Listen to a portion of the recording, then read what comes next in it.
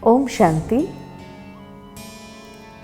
पिछले 2 एपिसोड के अंदर हमने आत्मा की वास्तविकता तथा आत्मा की बैटरी को चार्ज करने के तरीके के विषय में हमने सुना।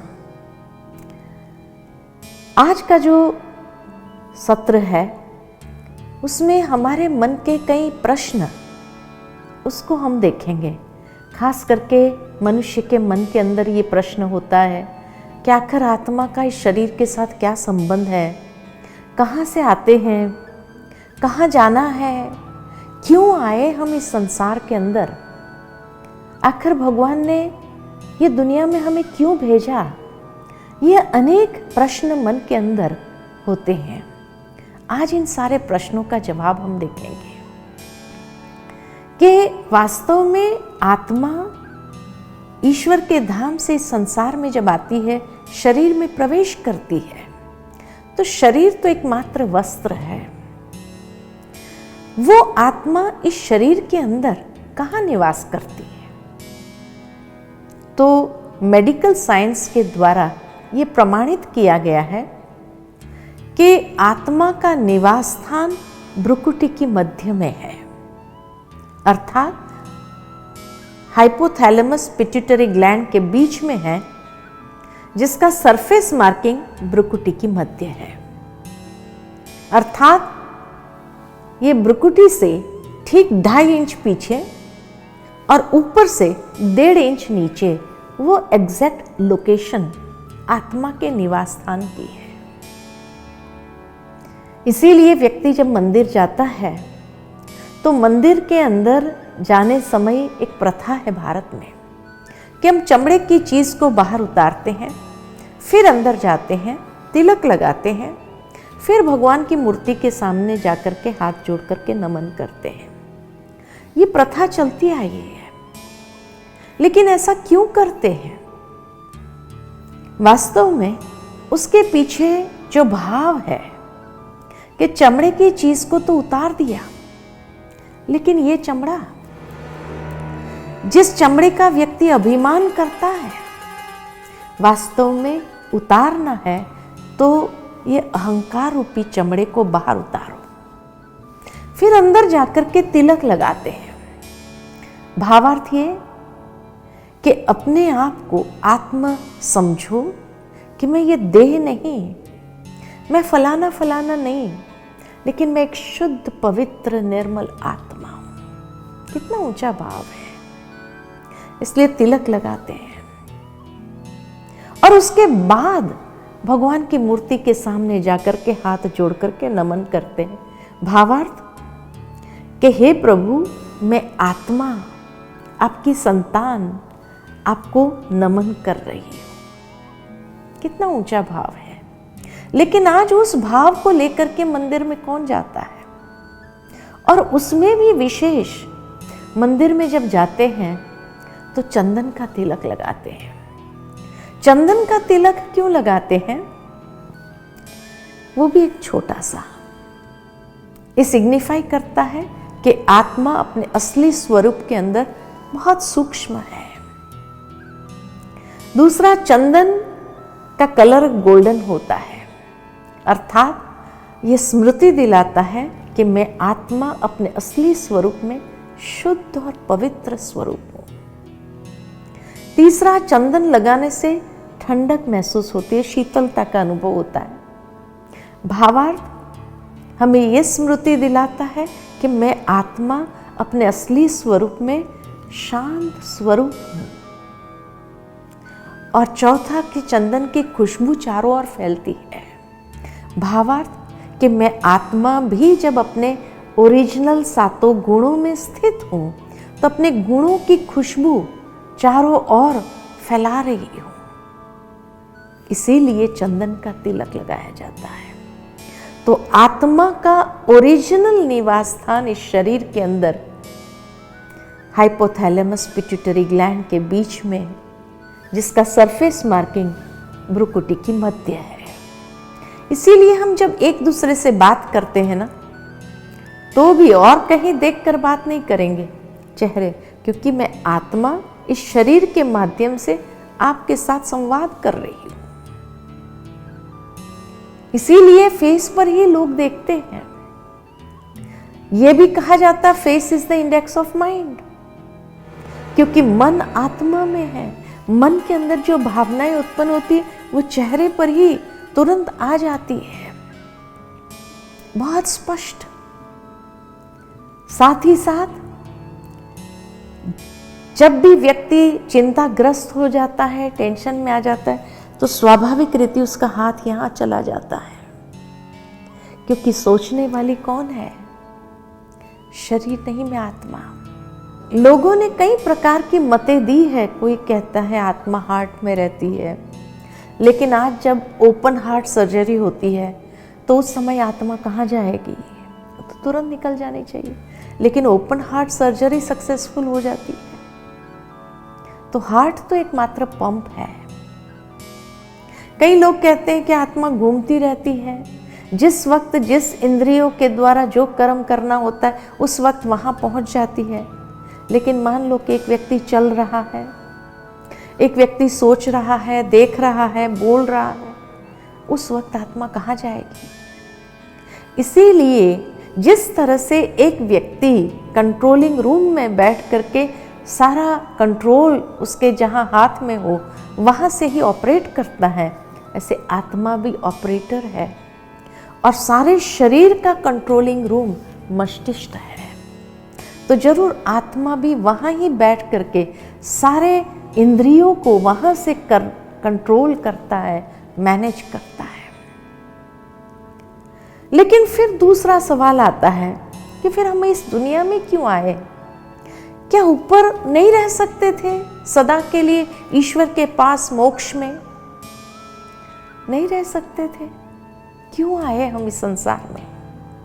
परमात्मा का जो धाम है, जिसको कहते हैं परम धाम, ये 5 तत्वों की दुनिया से ऊपर एक छठा लोक है जिसको कहते हैं सूक्ष्म देव लोक, और उससे ऊपर जो लोक है उसको कहते हैं परलोक, जिसको अनेक धर्म में अनेक नामों से जाना गया। श्रीमद् भगवद गीता में उसको परम धाम कहा, कोई उसको निर्वाण कहते हैं, वाणी से परे का स्थान। कोई उसको शांति धाम कहते हैं, जो अनंत शांति का धाम है। कोई उसको हाईएस्ट हेवनली अबोर्ड, ऊंचे ते ऊंचा धाम। कई 7वां आसमान, 5 तत्व की दुनिया, छठा सूक्ष्म लोक, 7वां आसमान। कोई उसको रूहानी दुनिया, आत्माओं की दुनिया कहते हैं। कोई उसको सचखंड कहते हैं। कोई मुक्ति धाम या मोक्ष धाम कहते हैं। वो धाम हम सब आत्माओं का ओरिजिनल घर है, जहां आत्मा अपने ओरिजिनल अस्तित्व में निवास करते। इसलिए आत्मा के लिए कहा गया अजर अमर अविनाशी शक्ति। अविनाशी यानी जिसका विनाश, जिसके अस्तित्व का कभी विनाश नहीं होता है। क्योंकि कई लोग ये समझते हैं कि आत्मा परमधाम में, परमात्मा में लीन हो जाती है। आत्मा का अस्तित्व सदा के लिए रहता है, क्योंकि आत्मा अजर अमर अविनाशी शक्ति है। शक्ति की न उत्पत्ति है, न उसका विनाश है, न वो लीन होती है। लीन होने से भी उसका अस्तित्व समाप्त हो जाता है। और एनर्जी के लिए यही कहा जाता है, energy is neither created nor destroyed. आत्मा भी अगर एक स्पिरिचुअल एनर्जी है, अगर एक शक्ति है, तो उसका अस्तित्व सदा के लिए कायम है। जिस तरह आसमान में हर सितारे का अपना अपना अस्तित्व है, इसी तरह परमधाम में भी हर आत्मा अपने ओरिजिनल सतोगुण स्वरूप में स्थित है, एक सितारे के रूप में, परमात्मा के सानिध्य में है। तो वहां तो कितनी शांति और सुकून होगा। फिर वहां से इस दुनिया में क्यों आए? तो जिस तरह से एक कहानी मैं सुनाना चाहती हूं कि मान लो कि एक बिल्डिंग है, जिस बिल्डिंग के अंदर 50-60 फ्लैट्स हैं, और मान लो कि आप भी उस बिल्डिंग में रह रहे हैं और आपका बच्चा है। अब उस बिल्डिंग के नीचे एक प्लेग्राउंड है, वैकेशन का टाइम है, सारे बिल्डिंग के बच्चे उस प्लेग्राउंड में आकर खेलते हैं। मान लो कि आपका बच्चा भी जिद करता है, मुझे भी नीचे जाना है अपने फ्रेंड्स के साथ खेलने के लिए। उस वक्त आप अपने बच्चे को कहो कि नहीं बेटा, नीचे नहीं जाना है, नीचे का जो खेल है बड़ा रफ खेल है, तुमको कोई ने धक्का दे दिया, गिरा दिया, चोट लगी, फिर इसे तो तुम ऊपर ये कंप्यूटर गेम्स खेलो, मेरे साथ रहो, कितना अच्छा लगेगा। मान जाएगा? नहीं। उस समय वो बच्चा आपके साथ समय बिताना नहीं चाहता है, भले आप उसको बहुत प्यार करते तो भी उसको उस वक्त फ्रीडम चाहिए, नीचे जाना चाहता है। वो नीचे जाता है, खेल शुरू होता है, पार्टिसिपेट करता है, धीरे धीरे धीरे धीरे एक गेम, दूसरी गेम, तीसरी गेम चलती रहती है, एक के बाद दूसरी। जैसे जैसे दिन ढलने लगा, शाम होने लगी, चीटिंग बढ़ गई, और चीटिंग जैसे जैसे बढ़ती गई, किसी ने उसको जोर से धक्का दे दिया, गिरा दिया, चोट लगी, रोने लगा। किसी ने आपको आकर के मैसेज दिया, आपके बच्चे को चोट लगी है, रो रहा है, क्या करेंगे? नीचे जाएंगे? नीचे जाएंगे और अपने बच्चे को कहेंगे चलो बेटा ऊपर। लेकिन जब सारे दोस्त नीचे हैं, उसका ऊपर आने का मन नहीं कर रहा है। आखिर आप सब बच्चों को कहते अब सब अपने अपने घर जाओ, कल खेलना, आज बहुत खेल लिया, अब सब जाओ अपने अपने घर। धीरे धीरे सारे बच्चे बिखर जाते हैं, सब अपने अपने घर जाते हैं। आप खुद के बच्चे को भी लेकर घर में आते हो, साफ स्वच्छ करते हैं, मलहम पट्टी लगाते हैं, खाना पीना दिया उसको, सो जाओ। लेकिन दूसरे दिन जैसे ही वो उठता है और वो देखता है कि उसके दोस्त तो नीचे पहुंच गए, खेल आरंभ हो गया, वो भी जल्दी जल्दी तैयार होकर के नाश्ता किया न किया, मैं जाता हूं नीचे। आप उसको मना करो, मान जाएगा? नहीं। अगले दिन का अनुभव होने के बाद भी एक उम्मीद के साथ नीचे जाता है कि नहीं, आज तो मैं हर गेम को जीतूंगा। ठीक इसी तरह आत्मा के अंदर इतनी पोटेंशियल है, वो पोटेंशियल घर में बैठने के लिए नहीं है। जैसे आप अपने बच्चे को पढ़ाओ, लिखाओ, योग्य बनाओ, और उसके बाद अपने बच्चे को कहो कि देखो मैंने पढ़ा लिखा है, तुम्हें योग्य बनाया, लेकिन हमारे पास इतना धन है कि तुम्हें कमाने की कोई जरूरत नहीं, घर में बैठो। मान जाएगा? नहीं। वो यही कहेगा फिर पढ़ाया लिखाया क्यों मुझे? तो जो उसने हासिल किया है वो बाहर देना चाहता है, संसार को देना चाहता है, और इसीलिए भले आवश्यकता न भी हो तो भी वो चाहता है मैं कुछ करूं, आइडली घर में नहीं बैठता है। ठीक इसी तरह आत्मा में भी इतनी शक्ति और क्षमता है, घर में बैठने के लिए नहीं है। और इसीलिए ईश्वर ने भी एक ऐसा प्लेग्राउंड बनाकर दिया है जहां हम अपनी शक्ति, क्षमता, योग्यता को सही दिशा दे करके यूज करें। क्योंकि आइडली घर में तो बैठेंगे नहीं, भले ईश्वर के सानिध्य में है तो भी कर्म करना ये एक स्वाभाविकता है व्यक्ति की। कर्म के बिना व्यक्ति नहीं रह सकता है। और इसीलिए जब सारी आत्माएं धीरे धीरे धीरे धीरे अपने अपने समय अनुसार नीचे उतरती जाती है, सारे फ्रेंड्स नीचे आ गए तो हम ऊपर बैठ के क्या करेंगे? हम भी कहते हमें भी नीचे जाना है। ईश्वर ने हमको बहुत रोका था कि नहीं मेरे बाजू में बैठो, इतनी शांति है, नीचे जाके क्या करना है? हमने भी क्या करना है? जाना है नीचे। जैसे बच्चे ने जिद किया, हम भी जिद कर हमें जाना है। हमें समझाया गया था नीचे का जो खेल है ना, बड़ा रफ खेल है। कोई धोखा देगा, धक्का देगा, चोट देगा, दिल की चोटें देगा। हमने भी क्या कहा, कोई बात नहीं, it is part of life. नीचे आए, स्वर्ग में जब नीचे उतरे, ईश्वर ने जब ये संसार को सबसे पहले हमें बना कर दिया स्वर्ग, जहाँ इतनी हार्मनी थी, प्रकृति की, पशुओं की, मनुष्य की, इतनी हार्मनी में जीते थे। लेकिन जैसे जैसे जैसे जैसे समय आगे बढ़ता गया, वैसे वैसे चीटिंग भी बढ़ती गई, विकृति आती गई। और उस विकृति के कारण इतनी चीटिंग होने लगी, किसी ने धोखा दिया, किसी ने धक्का दिया, किसी ने चोटें दी, दिल की चोटें दी।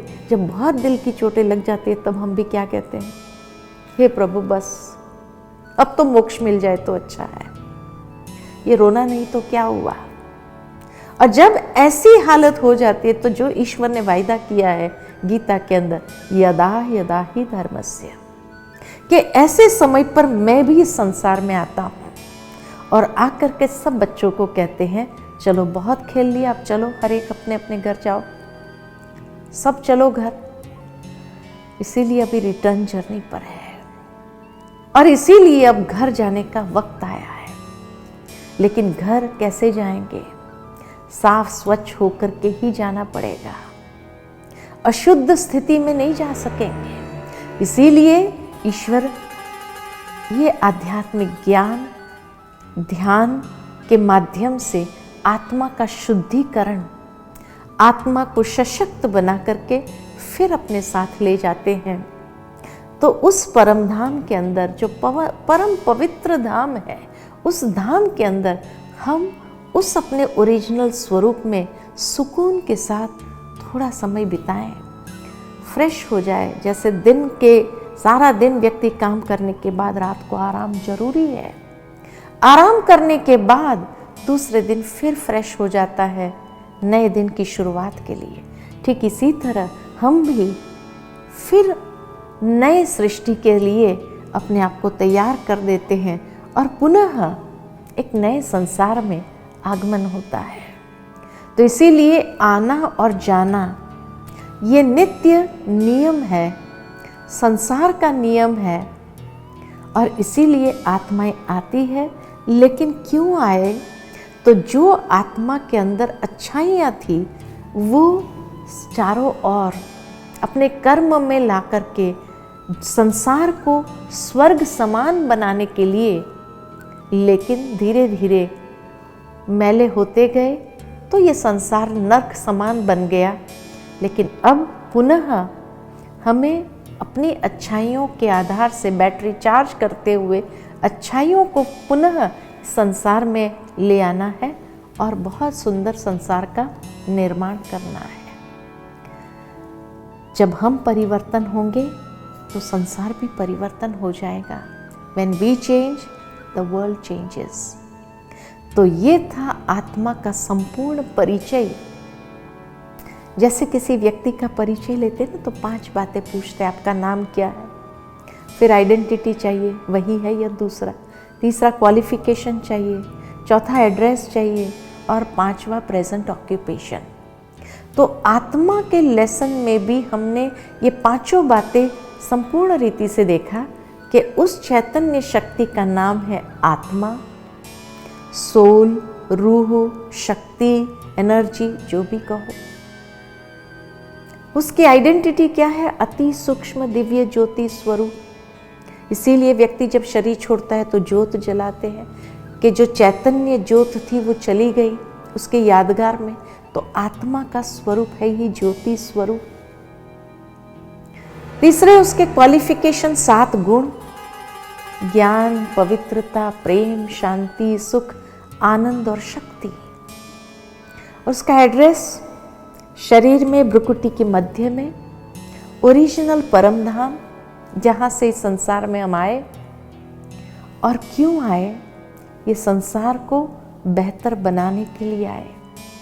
तो चलिए थोड़ी देर के लिए हम बैठते हैं और आत्मा की बैटरी को चार्ज करते हैं। कुछ क्षण के लिए अपने मन को बाह्य सभी बातों से समेट लेते हैं, स्वयं को आत्मभाव में स्थित करते हैं। अंतर चक्षु से देखिए, भ्रुकुटी की मध्य में मैं एक चमकता हुआ दिव्य प्रकाश पुंज हूं, अति सूक्ष्म चैतन्य ज्योति बिंदु। ये शरीर मेरा वस्त्र है जो मैंने इस संसार रंगमंच पर धारण किया है अपना पात्र निभाने। वास्तव में मैं आत्मा इस देह रूपी वस्त्र से अलग हूं। मैं आत्मा अपने अनादि स्वरूप में शुद्ध पवित्र हूं। चारों ओर पवित्रता के प्रकंपन को महसूस कर रही हूं। मेरा स्वधर्म शांति है। मेरे मन की गति शांत होती जा रही है। इतनी शांति है।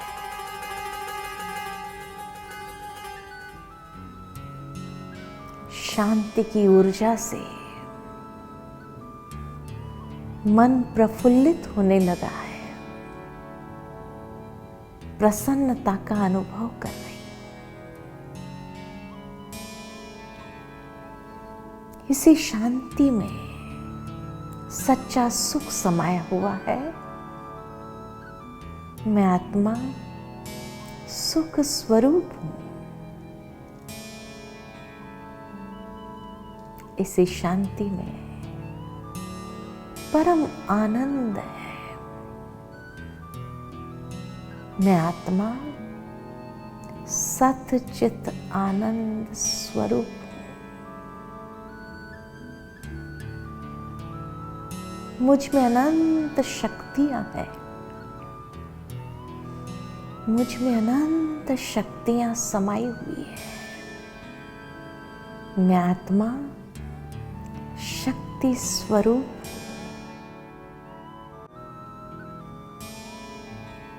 मैं आत्मा सतो गुण स्वरूप हूं। यही मेरी वास्तविकता है।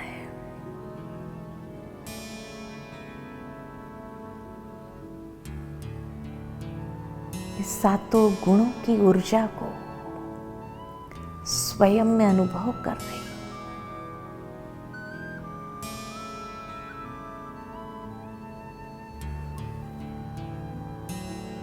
धीरे धीरे अपने मन और बुद्धि को वापस भ्रुकुटी की मध्य में स्थित करती हूं। और अब हर कर्मेंद्रिय द्वारा उस ऊर्जा को हर कर्म में प्रवाहित होने देना है। ओम शांति।